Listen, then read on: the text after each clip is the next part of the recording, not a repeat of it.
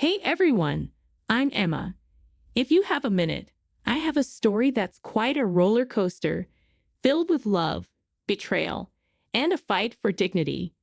Before we get into the details, let me introduce the main characters in my little drama. It starts with me, Emma. I was born into what many would call a privileged life, with a silver spoon and all that. But despite the easy start, I was taught to value hard work over handouts. My dad is a big deal in the engine additive world, a self-made man who built an empire. My mom isn't any less impressive. She created a beauty salon empire from scratch, becoming synonymous with style. They divorced when I was 19, but they did it amicably, splitting everything equally and staying friends.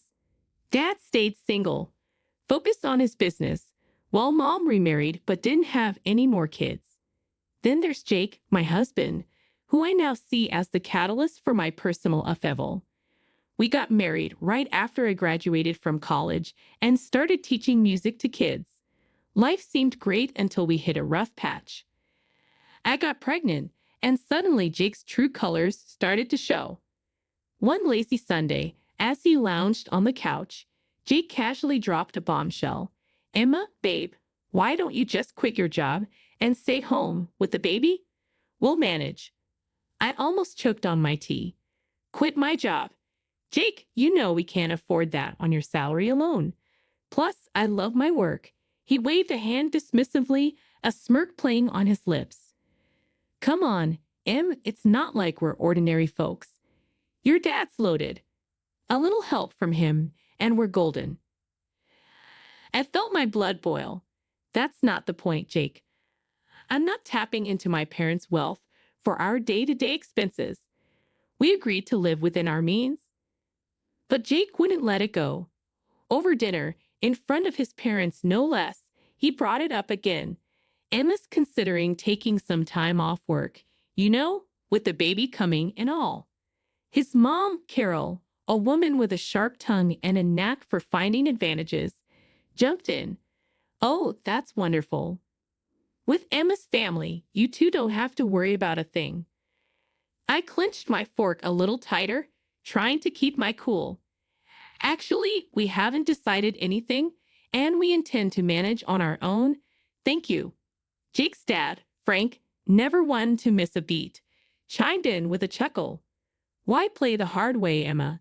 A little help from your folks and you could be living easy. Why waste that opportunity?" The conversation spiraled from there, with Jake and his parents painting grand pictures of a life lived on my parents' dime. Every word felt like a betrayal, twisting the knife a bit deeper. They didn't see me. They saw a ticket to an easy life. That night, lying in bed next to Jake, I couldn't shake the feeling of isolation. "Jake, do you really think we should be relying on my parents like that?" I whispered, hoping for some sign I'd misread the situation. He rolled over, facing me with those eyes that once melted my heart. "Emma, it's not about need. It's about what's smart. Your parents can afford it, and we deserve a break. Why not take it?" Deserve. That word echoed in my head long after Jake had drifted off to sleep. It was clear we were on different paths, with different values. I lay awake staring at the ceiling, wondering how I'd missed the signs and where we went from here. After that first clash with Jake about money and pride, I thought maybe, just maybe, we'd find our way back to the same page. Oh, was I wrong? Enter the in-laws. Stage left, with their own special brand of chaos. Jake's parents weren't exactly the poster children for self-reliance. They had a knack for sniffing out a free meal from miles away, and my family's wealth was like a beacon to them. One evening, we're all sitting around our cramped living room, and Frank's going on about this new business opportunity that just needed a small investment to get off the ground. "So, Emma, darling," Carol starts, her voice dripping with that fake sweetness that could give you cavities. "With your family's resources, I bet you could easily help us out. It's such a sure thing." Tried to keep my cool. Really, I did. "Carol, Frank, I've told you before, we're managing our finances independently. My parents' money isn't part of this equation. But Frank, oh, he's got the persistence of a door-to-door salesman. Come on, Emma, it's not like you feel it. What's a few thousand to your dad? He probably spends that on golf in a weekend. The audacity floored me. Here they were, sitting in our home, eating our food, and they had the guts to treat my family's hard-earned money like it was theirs for the taking. Jake tried to play mediator. Maybe they have a point. It's just a loan, right? We could help out family. Family? I nearly choked on the word. Jake, when did we decide it's our job to bankroll your parents' dreams? The room went ice cold. Carol, not one to let a moment of drama go by unexploited, piped up. Well, I never. Here we thought family helped each other out. But if you're going to be stingy. Now I was seeing red. Working for what you have isn't being stinky, Carol. It's called being responsible. Maybe you should try it sometime. Frank tried to smooth things over. Look, Emma, no need to get upset. We're just talking here. Talking, right? I couldn't hide my sarcasm. Seems like all we ever do is talk about how my family can solve your problems. That night, after they finally left with Jake apologizing for his parents' misunderstanding, I lay awake staring at the ceiling. It wasn't just a misunderstanding. It was a full-on invasion of our lives by two people who saw me not as a daughter-in-law, but as a walking, talking ATM. After our little Lily came into this world, life took a turn I didn't quite expect. You'd think the arrival of a grandchild would bring out the best in people, right? Well, not so much with Jake's folks. They showed up at the hospital with what had to be the cheapest onesie from the discount bin.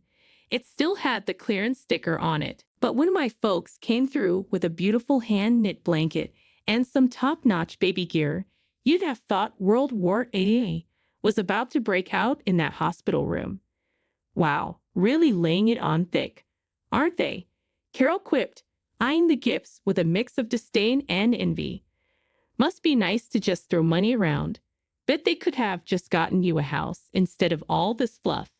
Jake chimed in with a chuckle. Yeah, Mom's got a point. Your folks sure don't hold back. A house might have been more practical, huh? My heart sank.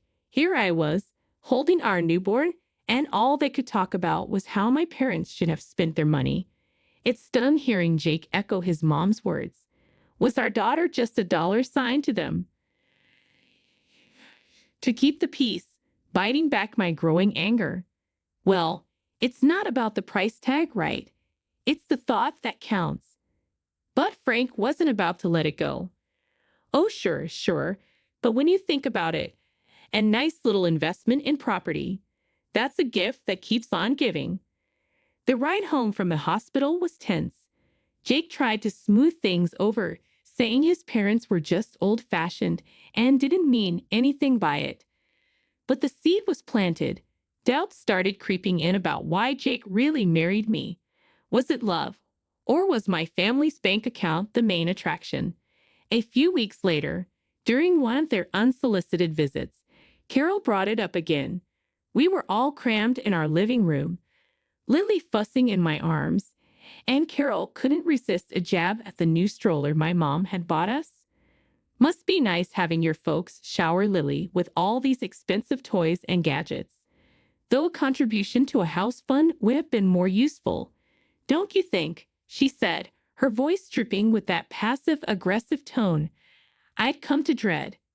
Jake, sitting beside his mom, nodded. Actually, babe, we've been talking. Maybe your parents could help us out with a down payment instead of more baby stuff. Makes sense, right? I was floored. Not only were Jake's parents relentless, after our daughter was born, it felt like she became a bargaining chip for financial gain. It seemed like love and family meant less than money. Asked Jake, is that what this is about for you, using my parents for money? I couldn't hide how hurt I was. I thought we were in this together, for better or worse, not for richer or poorer. Jake looked surprised, but Carol just sniffed. Well, when your wife's parents are rich, It's only practical to think about these things.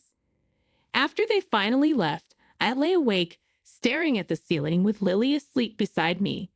It hit me hard. My marriage, my family. It all felt like a transaction to them, and I was the currency.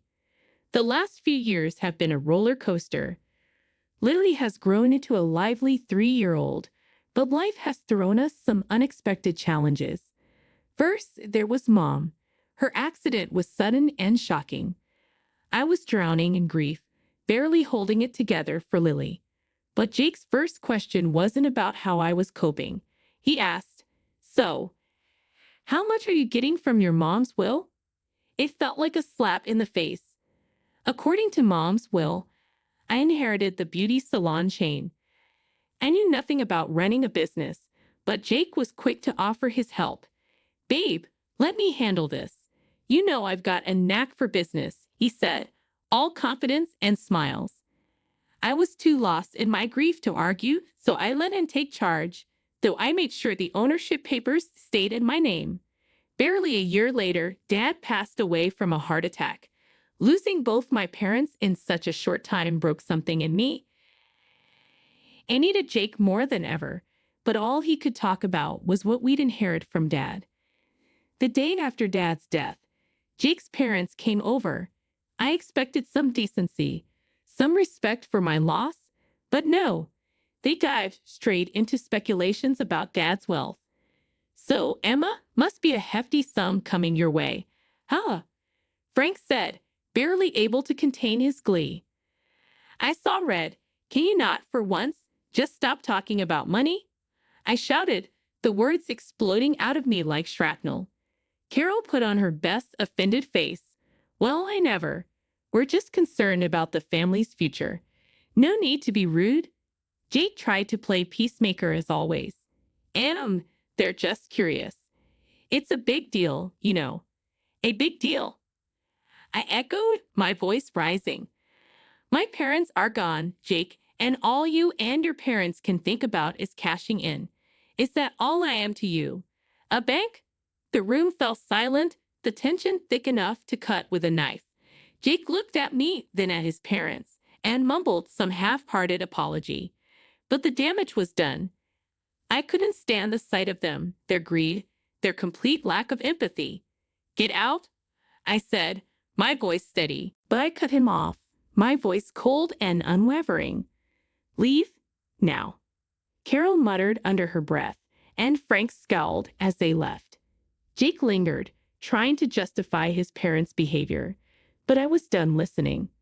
2 days after my dad died, Jake came bouncing through the doorway earlier than usual. "Babe, I've got awesome news," he beamed, barely containing his excitement. "I've struck a deal to sell the hairdresser chain. Can you believe it?" My jaw nearly hit the floor. "What? You did what?" Without even asking me. I was fuming, feeling a mix of betrayal and disbelief. Before we could really dive into it, his folks showed up, ready to party like we'd hit the jackpot. They brought in a feast from some fancy restaurant and a bunch of bottles that screamed high roller. Carol was all smiles, waving those bottles in my face. "Guess what, honey? We've sold the old condo and put down a deposit on a beach house. We're all moving to the coast." I stared at her, feeling like I was trapped in some bad dream. "Hold on, you what? Nobody asked me about moving. I don't want to live by the beach with all that humidity and the winds with a kid. Are you out of your mind?" Carol just waved off my concerns like I was talking about the weather. "Oh, don't you worry about that. We've also booked a cruise.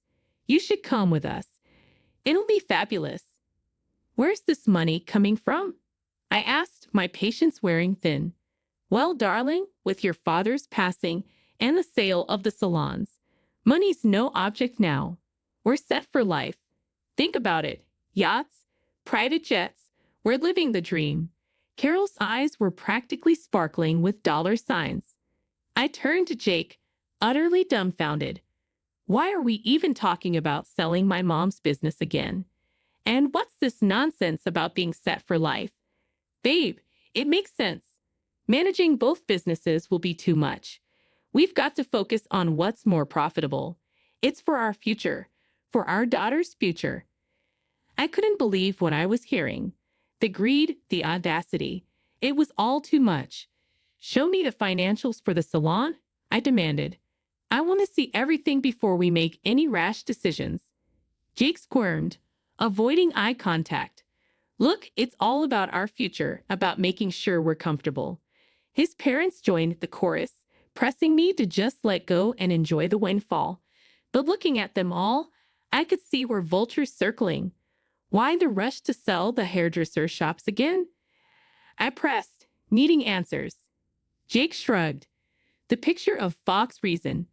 Look, babe, after your dad's gone, juggling both businesses just doesn't make sense. We've got to focus on what brings in more dough. The car oil business is a gold mine compared to the salons. His folks perked up at this, chiming in with their 2 cents. Darling, think about it. Selling those little shops could give you a life of luxury. Why waste your time on them? His mom said, her voice dripping with greed. The sight of them practically salivating over my inheritance made my skin crawl. I want you to leave now, I said, my voice firm, my resolve stronger. This is a time to mourn my father, not feast on what he left behind. Jake tried to interrupt, but I cut him off. Another thing, Jake, this is my inheritance we're talking about. Mine. You and your parents have no say in this. The air turned icy as they realized I wasn't the pushover they thought I was. With heavy steps and heavier skulls, they left, leaving me to ponder the lonely battle ahead. The dawn after my father's funeral found me in a fog of grief. The world around me dulled to a monotonous gray. That's when Jake decided to inject his version of color back into our lives. Over a breakfast that tasted like cardboard, he launched into his agenda. We need to call a meeting with the founders of your father's company. Pronto, Jake stated, his voice slicing through the quiet like a knife. I paused, a piece of toast halfway to my mouth, and stared at him. Jake, my father has just been buried. Can't this wait? I need some time to process everything. He waved off my concerns with a flick of his hand. Time is money, babe. We need to act fast. Frustrated and seeking clarity, I reached out to our family lawyer, asking for a breakdown of the beauty salon chain's status and a primer on my father's business dealings. I hoped this information would give me some ground to stand on. A month went by in a blur of legal jargon and financial statements until Jake, accompanied by his parents, descended upon our house once more, each of them bursting with unsolicited advice and greed-laden suggestions. Without so much as a hello, Jake dove right in. You know, Em, I've been thinking I'm the right man to lead your dad's company. The audacity of his claim left me speechless, but he wasn't done. And I'll need a new car, something that screams business mobile. The latest BMW should do the trick. Before I could even muster a response, Carol chimed in with her own outrageous demands. The coastal house is nearly ready. We just need to throw in another $300,000 plus some for furniture. And dear, I expect you to set up an account for me. I need to maintain my lifestyle. After all, after listening to their endless demands, I knew what I had to do. It was like a switch flipped inside me. No more Mrs. Nice Gull. Clutching the divorce papers like a shield, I stepped forward, interrupting their chatter. Jake, we need to talk, I announced, placing the papers before him on the coffee table. He picked them up, a frown creasing his forehead. What's this? His attempt at nonchalance couldn't hide the tremor in his voice. Divorce papers, I stated, every word deliberate. I've had the business audited, Jake. You've run it into the ground. It's teetering on the edge of ruin because of your management. His face drained of color, like a guilty child caught in a lie. I was trying to make it better, he stammered, his excuses as flimsy as his confidence. Make it better by firing our most talented staff and neglecting the core of what made the business succeed. My voice rose, fueled by a cocktail of anger and betrayal. Carol, ever the meddler, couldn't resist intervening. Now, dear, let's remember he's entitled to half of everything. Marriage binds assets, after all. I couldn't help but laugh, but there was no joy in it. Nice try, but everything's been in my name since before I made the colossal mistake of marrying your son. He gets nothing from me. The room went silent. They were stunned, their grand schemes shattering around them. And another thing, I added, staring Jake down. You're going to pay back every penny you've cost the business. Every single penny. When the reality of the divorce finally hit Jake, his reaction was to desperately grovel, pleading with me to reconsider. Please, can't we talk about this? There has to be another way, he begged, his voice cracking with desperation. His parents, not to be outdone in the drama department, launched into their own tearful performance. They lamented about sinking all their funds into the coastal house, a property now hanging by a thread without the next installment. We're going to lose everything, his mother sobbed, her tears flowing freely. Please, think of what this means for us. I listened, my heart hardened by their previous actions, feeling nothing but a detached coldness towards their plight. Sorry, but that's your mess, I stated, my tone unwavering with a newfound resolve. I guided them to the door, closing it and that chapter of my life behind them. In the days that followed, I didn't allow myself to dwell on the past. Instead, I focused on the future. Selling the apartment that Jake and I once shared provided just enough for a quaint, welcoming house that promised a new beginning for my daughter and me. Stepping into our new home, I felt a weight lift off my shoulders, a sense of peace enveloping us in a way that had been missing for too long. The wheels of justice turned slowly but surely. When they finally caught up with Jake, he was ordered to compensate for the turmoil he'd inflicted on the hairdresser chain. The courts determined that his recklessness had a price, and he was forced to liquidate his share of our old apartment to meet his financial obligations. Watching him be held accountable for once felt like bittersweet vindication for the hardship he put us through. One day, out of nowhere, my phone rang. On the other end was my former mother-in-law, her voice laced with desperation. We're in a bind. We need help to buy a place. Any amount would help, she pleaded, her audacity leaving me incredulous. I took a deep breath, collecting my thoughts before responding. You make your bed, I replied, my tone steady and resolute.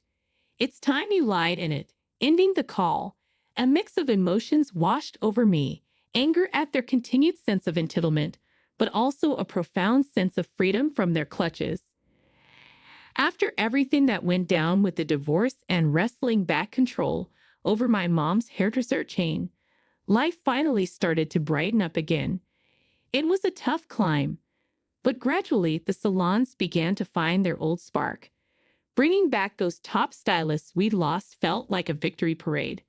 Watching them walk back through those doors, ready to bring their magic back to our chairs, was like watching the place come alive again. Turns out I was more cut out for the business world than I'd ever imagined. Each day was a new lesson, a new surprise about what I could achieve. If it hadn't been for being cornered by life's cruel twists, I might never have uncovered this side of me. Handling my dad's car oil business was another mountain to climb. For now, I decided to bring in a manager to steer the ship while I got my bearings. It's all yours for now, but keep me in the loop, I told him, making it clear I was still in charge. Once Lily's old enough, maybe around 20, I'm thinking of passing it to her if she's interested. I want her to have options to choose her path. Meanwhile, I'm dipping my toes into it, learning the ropes. Our new home, just me and Lily, was a haven of peace, a world away from the turmoil we'd left behind. It was small, sure, but it was ours, a place where we could grow, heal, and build something new. Every corner filled with laughter, every nook cradling a memory we were making together. Out in the garden, Lily's laughter was a balm to my soul. Mommy, when I grow up, I want to be just like you. She'd say, her eyes alight with wonder and admiration. You're going to be even more amazing. I'd respond, pulling her into a hug. I knew deep down that we were on the brink of something wonderful. Together, we were unstoppable, ready to meet whatever the future held with open arms and hopeful hearts.